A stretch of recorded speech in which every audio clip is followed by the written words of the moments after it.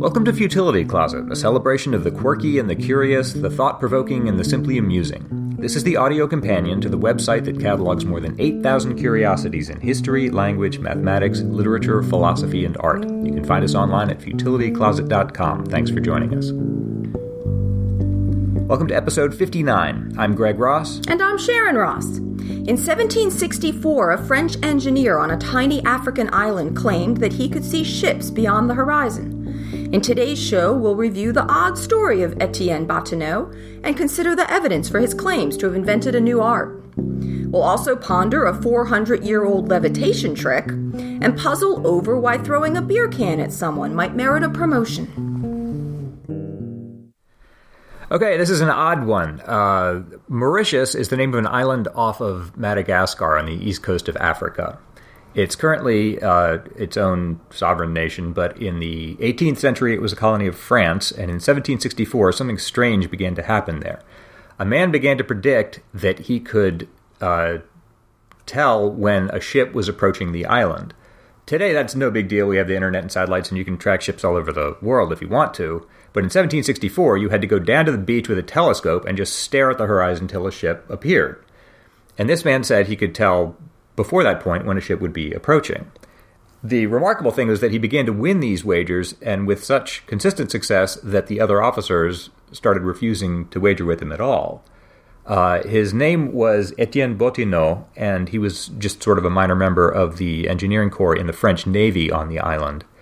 And it turned out that he'd been working, when he lived in France in 1762, it occurred to him that he might be able to develop this technique of detecting when a ship was below the horizon but on the approach, and had indifferent success in experimenting with this in France. But when he was posted to Mauritius, the air was clearer, and for whatever reason he found he was much better able to do this successfully, which accounted for these winning wagers.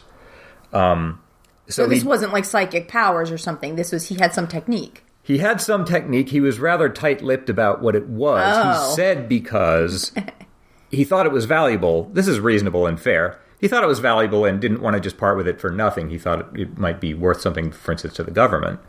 So he was kind of murky about exactly how it worked. He called it Nauscopie, which he defined as the art of detecting ships at a great distance.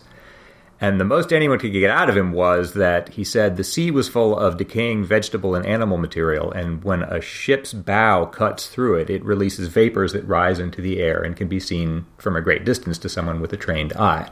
That's as much as he was willing to say. He said that just over a lot of trial and error over the years, he just worked out how to do this very well. That's what he said. He lived on the island for years. 15 years went by, and he just kept refining this technique and got better and better at it. By his own reckoning, between 1778 and 1782, he had announced the arrival of 575 vessels, many of them 4 days before they became visible, which is amazing. This sort of technique, if it's real, would be very valuable, not just in itself, because otherwise you can't see something approaching till it's over the horizon, and the horizon is actually closer than many people suppose. It's only about 3 miles away. But also strategically, because this was a French colony, and during these years, the American Revolution broke out, and France supported the colonies, which put it in conflict with Britain. Oh, so if you're on this rather vulnerable little French colony out in the Indian Ocean, it would be useful to know if an angry British fleet of ships is coming at you with some advance notice before they actually just turn up on your doorstep. So as I say, for 15 years, Bottineau just kept working on this alleged technique. Finally, in 1780, he wrote to the Minister of Marine Affairs in France saying, "I seem to be able to detect ships below the horizon. Would you like to talk to me about this?" Thinking it might be valuable to the French government. The French government wrote back not to Bottineau, but to his boss, the governor of the island of Mauritius, saying, "There's a man on your island who claims to be able to do this. We don't want to talk to him yet, but do me a favor. Start keeping a register of his predictions. When he predicts a ship is approaching, just write that down and then keep track of his batting average of whether the ship actually arrives, and let's just see how well he does," which seems reasonable. They did this. They began keeping the register on May 15th, 1782, and on the very next day, May 16th, Bottineau went down onto the beach, looked out to sea and announced that 3 ships were approaching. Oh, so he can tell the number, not just that ships are coming, but the number of ships. That's what he said this time. And the other officers looked out to sea with their telescopes and saw nothing. But on May 17th, the next day, one lookout reported that just the very top of a vessel was appearing over the horizon. A second appeared on the 18th, and a third on the 20th. So he was right. So now the governor of the island, who had been, familiar with him from all these years of living in Mauritius and just watching him perform all this time, offered him 10,000 livres on behalf of the government and a further pension of 1,200 a year for his secret, and Bottineau turned him down, saying he thought he could do better than that. At the end of this trial with the Register, Bottineau wrote, "I had announced 150 vessels in 62 informations, none of which had been found to be false." So in 1782, the governor of the island wrote again to the Minister of the Marine, saying, among other things, here's another example of his performance. Upon one occasion, he asserted that a fleet of 11 vessels was approaching the island. The announcement caused great alarm, and we had anticipated an attack from the English. A sloop of war was instantly dispatched to look out, but before she returned, Monsieur Bottineau came to the governor and informed him that the signs in the atmosphere had disappeared and that the fleet had taken a different direction. Sometime after this, a vessel arrived here from the East Indies and reported that she had seen a fleet of 11 vessels, they turned out to be British merchant vessels, sailing toward Fort St. William, which is in India. So in that case, he described the behavior of 11 ships that were never even visible from his location, if this account is right. They sent that letter to France and never got a reply. They think it got as far as the minister's secretaries, but didn't reach him himself. So finally, after all this, Bottineau got frustrated and proposed just going to France himself to approach the minister with all this information. And his superiors agreed to let him do this, and in fact gave him affidavits, certificates attesting to his abilities. Yeah. He left, and interestingly, on the voyage itself from Mauritius around to France, he successfully announced the approach of 27 vessels, so he could practice this art even on shipboard. And even more interesting than that, he found that prior to this, he'd been able to, allegedly, predict the approach of ships when he was on land, but it turns out you can do the opposite as well, he said. He was on shipboard and could tell when they were approaching land on the ship. He said on one occasion he told the captain that they were not more than 30 leagues from land. The captain said that was impossible, but then checked his own calculations, found an error, and apologized. Allegedly, Bottineau successfully found land 3 times on this voyage, once at a distance of 150 leagues. Anyway, he reached France in June 1784, went to Paris, but the minister wouldn't see him, and the editor of a local paper began to sort of castigate him and ridicule his claims, saying he was seeing ships at sea, not ships at sea, but castles in the air. And then, unfortunately, just on the brink of all of this, the French Revolution broke out, which kind of overswept everything. Yeah. And he wasn't able to get any kind of audience with the minister, and the whole country was kind of in chaos at that point. He did win over Jean-Paul Marat, the radical journalist and politician, who later wrote a letter about him, which is some evidence in this case. But he sort of disappears after that and apparently died in bitter obscurity, apparently in India many years later. So the question is, how much of this can we rely on? And that's what's really murky. The bones of it are true. A man named Etienne Bottineau did exist on Mauritius in the French Navy. He did claim to be able to do this, and he did convince his superiors there well enough for them to send him to France to try to convince the French government of his abilities. And then the French Revolution overtook him, and he died in obscurity. That's all established. The problem is that most of the originals of the documents supporting this are lost. What we have are his own accounts, either from his own lifetime or quoted elsewhere later, and a letter that Marat wrote to a man named Mr. Daly later on, sort of describing this secondhand. So it's all sort of... It depends how jaundiced an eye you want to take. I find I keep saying this in one of the various features that we've done here. It should be said in Bottineau's favor that his claims were never contravened. No one ever caught him being anything other than what he claimed to be. He was never caught cheating or lying or anything like that. The problem is that there's just not a lot of really hard evidence that's come down to us that supports this incontrovertibly. I mean, if he did have a secret, it died with him. He never trained anyone else to do it, and we certainly don't know how to do it today, so it can't be studied empirically. Yeah, nobody else ever seemed to twig on to what it was he was doing. And Right. He told Marat at one point that he could teach him to do this in an hour on the beach, and within a week he'd be a master, so it wasn't really difficult, but no one's ever figured out how to do it since then, so it depends how you want to look at it. There are two ways, I think, you can look at it romantically or skeptically. The romantic view was taken by Rupert Gould. I first read about all this. Rupert Gould was a lieutenant commander in the British Royal Navy who in the 1920s wrote a couple of books about unexplained oddities like this. And he's well regarded among people who collect this sort of thing because he has, I think, the right stance. He sort of does some intelligent research, and he's not too credulous and just lays out the facts and says, this seems odd, make of it what you will. His point was that maybe this sort of thing happens more often than we think it does. That someone discovers some new technique and gets up to the point of just announcing it when some accident of history, in this case the French Revolution, just overtakes him, and then the whole thing's just kind of lost and forgotten. Right. Because he had some novel insight that nobody else has had, which is, I suppose, plausible. Which is plausible. He points out, Gould points out that the Scottish physicist Sir David Brewster writes glancingly about Bottineau in a book that Brewster published in 1832 called Letters on Natural Magic. But the interesting thing there is that Brewster writes in that book about this as if it's common knowledge. He doesn't go to the trouble of explaining who Bottineau was or what his backstory was. So Gould says, well, maybe this was just sort of much more common knowledge at the time in the early 19th century, and it's just kind of been lost. Again, with the idea that maybe this sort of thing happens more often than we think, and that would be kind of a disaster. I mean, not just for Bottineau, but for all of us, if these techniques are not often discovered and then lost before they can be publicized. I'm also wondering if he might not have had some special abilities that he wasn't aware that he had. They're doing research now finding that the very, very small percentage of the population sees way many more colors than most people do. Yeah, I just saw that yesterday. Opposite of color blindness. And so, for example, if he had that sort of like extra vision that most people don't have, and he didn't realize he had it, then he might think, well, anybody could do this. But it could be possible that no, not anybody could, but he wouldn't know that. That's a good point. Because one of the things that kind of sticks with me about this is he claimed to be able to see these vapors, whatever they were, at a distance of 200 leagues. That's almost 700 miles, and it seems very hard to believe that. That's hard, And he didn't use a telescope or any other instrument. He just would go down to the beach and look out to sea and claim to see these things.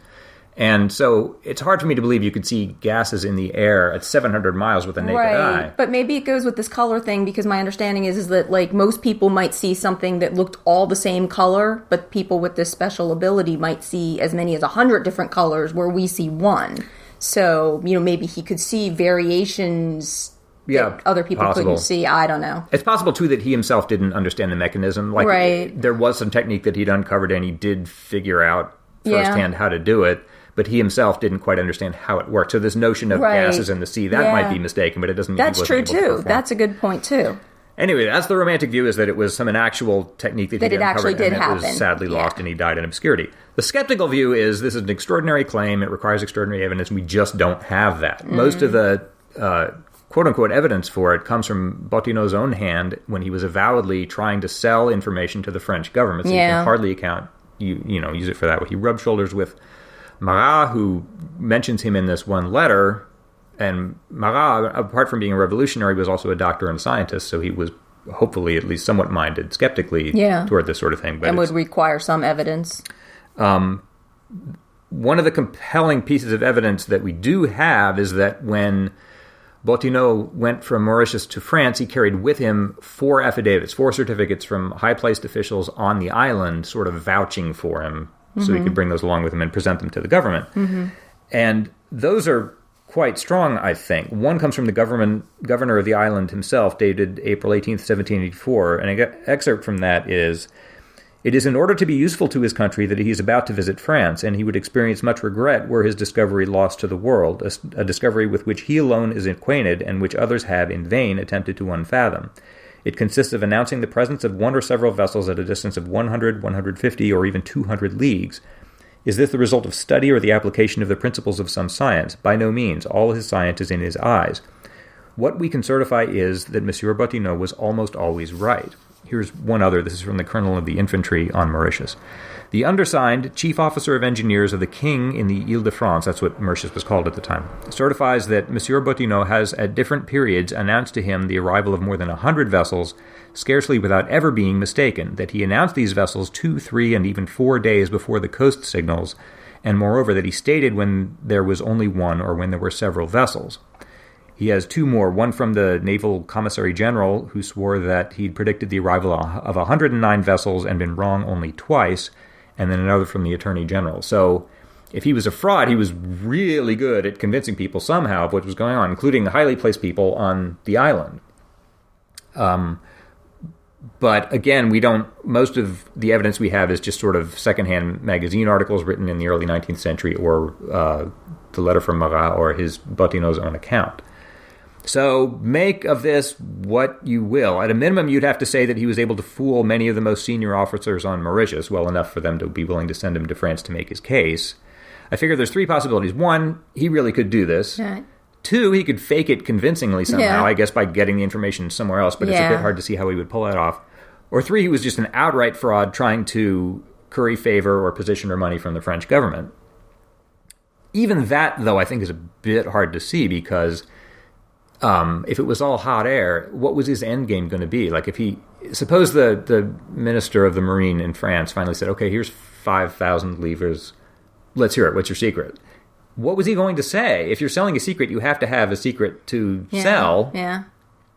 They're not just going to give you money in return for nothing. It's sort of hard to see, even if he was a fraud, what he thought he was doing. So we have to leave it there. That's about all you can say about this case. It's intriguing. It occurred to me that if this is a real technique, the fact that it was lost with Bottineau doesn't mean that it's lost forever. Someone can still rediscover it. And maybe someone will, and will be, carving statues of him in 50 years' time. But for now, I think we just have to leave it in the undecided column.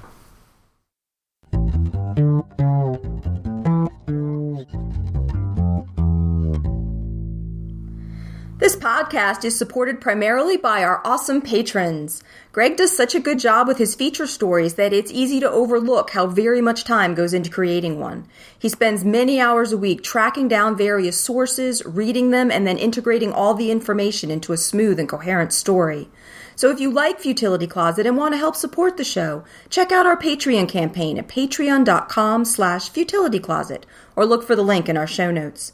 Every pledge we get is really appreciated, and if you pledge at least $1 an episode, you get access to our activity feed, where you can read our behind-the-scenes comments, listen to outtakes, including some lateral thinking puzzles that didn't go so well, and find out what Sasha, our show mascot, has been up to lately. Thanks so much to everyone who helps support Futility Closet.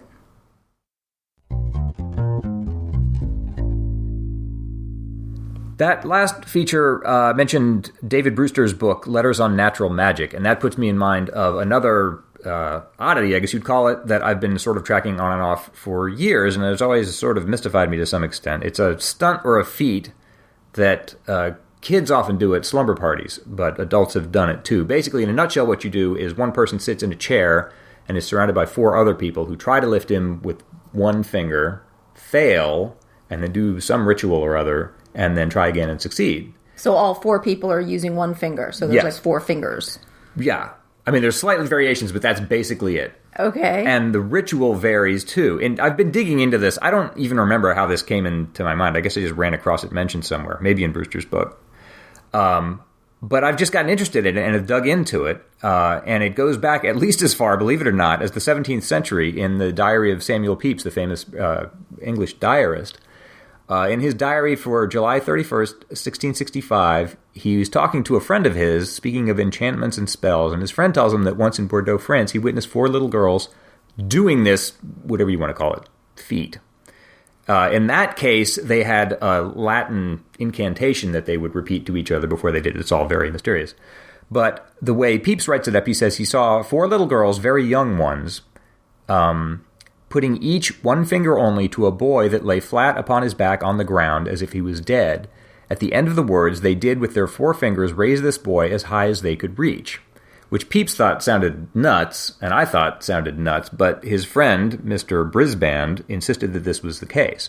In fact, Mr. Brisbane thought it was nuts, and so he went and found the cook of the house, who he calls a very lusty fellow.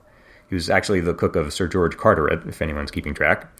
Anyway, he said this man was, quote, very big, and the way Pepys starts it up, he says, they did raise him in just the same manner. Pepys says, this is one of the strangest things I ever heard, but he tells it me of his own knowledge, and I do hardly believe it to be true. And then he just wanders on from there. It's just strange to think that, especially little girls, could raise a man using only their 4 fingers. Yeah. So that's 1665. If you jump ahead almost 200 years, you get to Brewster's book, Letters on Natural Magic. Brewster, again, is a Scottish physicist and not prone to believing odd things without warrant. But he writes in that book, one of the most remarkable and inexplicable experiments relative to the strength of the human frame is that in which a heavy man is raised up the instant that his own lungs and those of the persons who raise him are inflated with air. So it's the same stunt, the same feat, but in this case, he thinks the trick is that you have to, everyone involved for some reason has to inhale, and inhaling makes it possible. Okay. Here's how he describes it. It's basically the same thing. The heaviest person in the company lies down upon 2 chairs, his legs being supported by the one and his back by the other. 4 persons, one at each leg and one at each shoulder, then try to raise him, and they find his dead weight to be very great from the difficulty they experience in supporting him. When he is replaced in the chair, each of the 4 persons takes hold of the body as before, and the person to be lifted gives 2 signals by clapping his hands. At the first signal, he himself and the 4 lifters begin to draw a long, full breath, and when the inhalation is completed, or the lungs filled, the second signal is given for raising the person from the chair. To his own surprise and that of his bearers, he rises with the greatest facility as if he were no heavier than a feather, which sounds like an exaggeration, but people do this on YouTube, and you can tell by their faces, they themselves are surprised at the difference. What strikes me is that they do this on YouTube. Do they do this breathing in thing? No, that's the thing. I'll get to that in a second. What strikes me, it's almost 400 years people have been doing this, whatever you want to call it, and the basic task is the same, where 4 people are trying to raise one out of a chair, but this little ritual or business in between changes, which makes you think it's some psychological expectation effect or something. So if you just think you can do it, you can do it. I don't know. Well, that's what I don't know. That's what I'm trying to find out. The next mention I can find of this is in the scholarly journal Notes and Queries. This is in 1852. There's just an exchange there. Notes and Queries is it's been around forever. It's sort of like, back then it was interestingly similar to an internet forum. You could write in an anonymous question, and people who knew it would then write back. It would be published in the next number. It had exactly the same social function as an internet forum. It's just interesting. Anyway, someone anonymously wrote in there and said, a living man lying on a bench extended as a corpse can be lifted with ease by the 4 fingers of 2 persons standing on each side, da-da-da. They just explain the same standard setup. And finished by saying, the fact is undeniable. I have never met with anyone who could explain it. Has it ever been, or can it be, accounted for?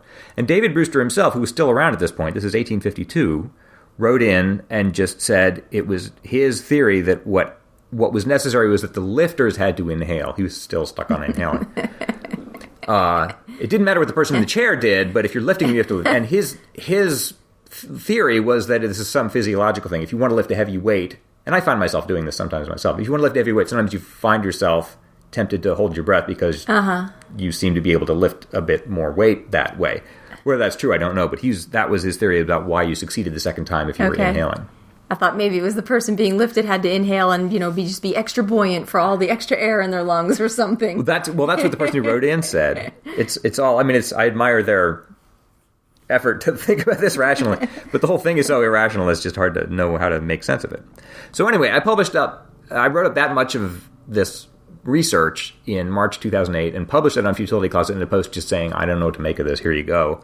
I closed the post by saying, I haven't tried this myself, and for all I know it's a joke or a stunt, but the accounts of Pepys and Brewster appear earnest and independent, and it seems unlikely that young girls could, or would, master a sophisticated illusion. I offer it here for whatever it's worth. And a number of people wrote back and said, it's definitely not a hoax, I've done this myself.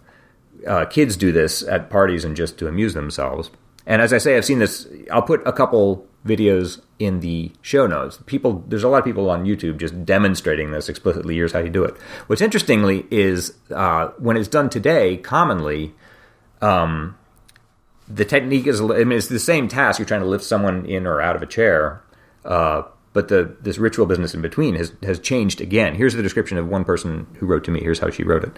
Each lifter clasps their hands with the first fingers extended, and 4 lift a 5th seated person from a chair by having their first fingers under the knees and armpits.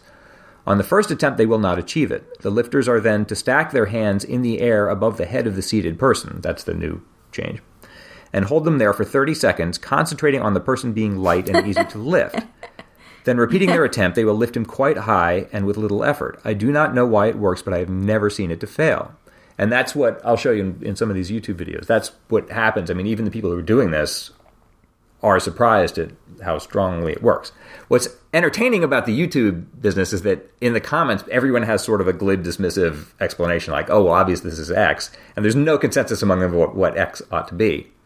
The most common one is that if you're dividing the weight among 4 people, then the actual task of lifting is much lessened, which makes a great deal of sense. But if that were the full explanation, then they should succeed on the first try, and they typically don't. And I mean, even if you think you're only lifting a quarter of a person, that's still more than I could lift with one finger, I'm quite sure. Yeah.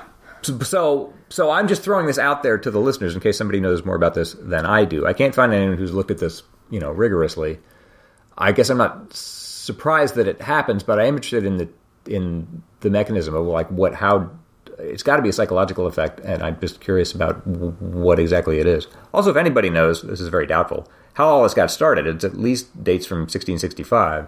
If anyone knows of any other historical instances, like who thought to even try it in the first place? Yeah.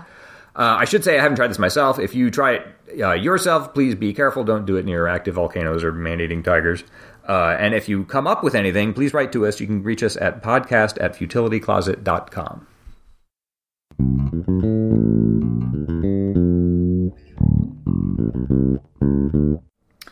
Greg's going to be trying to solve a lateral thinking puzzle. I'm going to give him a situation, and he's going to try to figure out what's going on, asking only yes or no questions. This puzzle was sent in by David White, who has sent in a number of great puzzles for us to use. Great. David says, I had a true story converted into a lateral thinking puzzle for you that seemed just wonderful, but as I researched it, I found that it may not be true after all. Still, although it may not have actually happened, it's conceivable that it could have. So here it is in all its urban legend glory. Okay. A drunken passenger in a truck sees a man walking on the side of the road.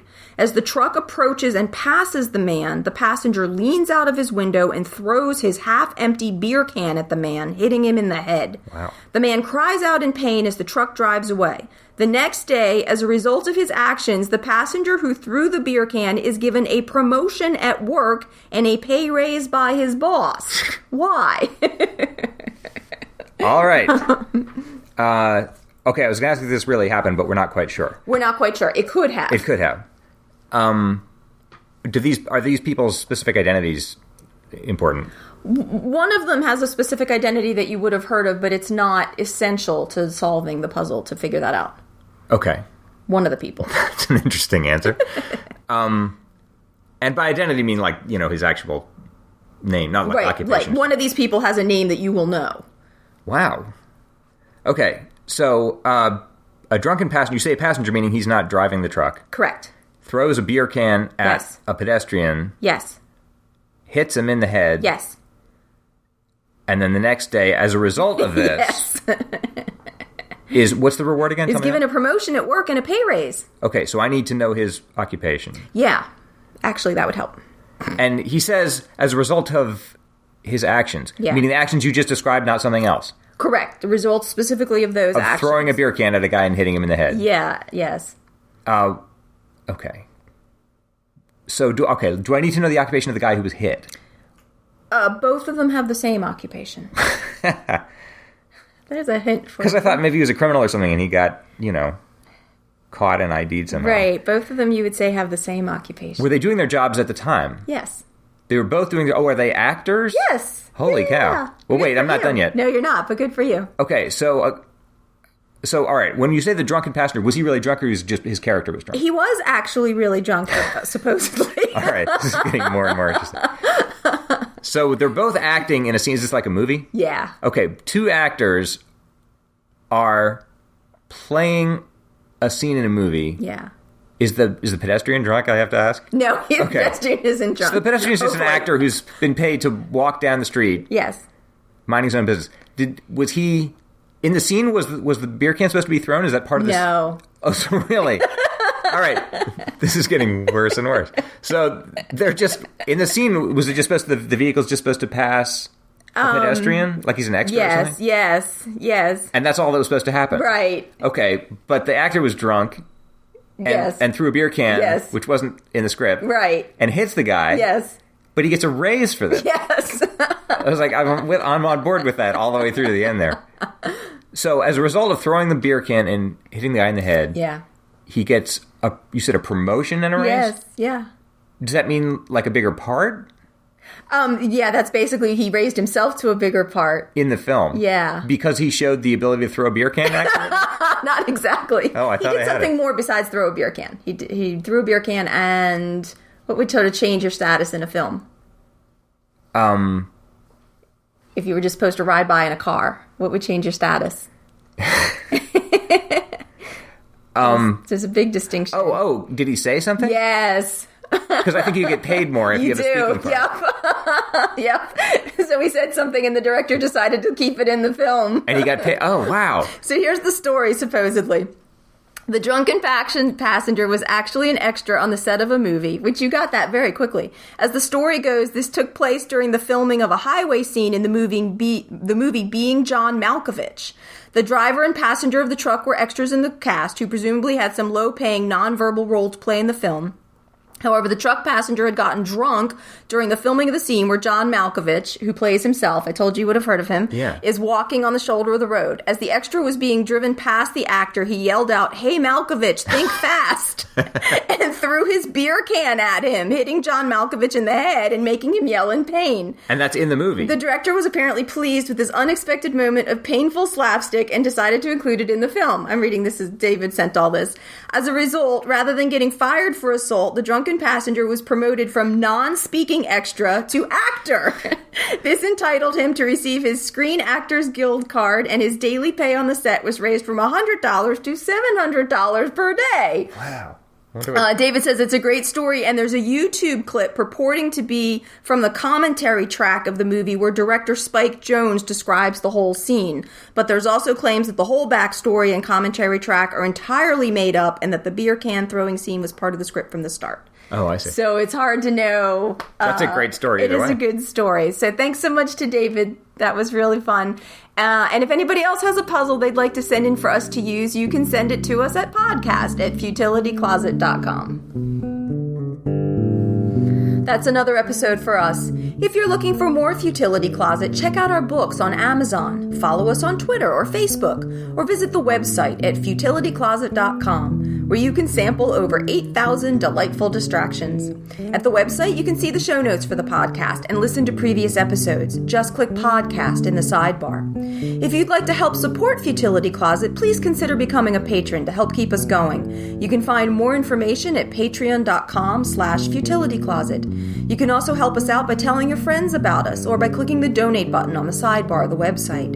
If you have any questions or comments about the show, you can reach us by email at podcast@futilitycloset.com. Our music was written and produced by Doug Ross. Thanks for listening, and we'll talk to you next week.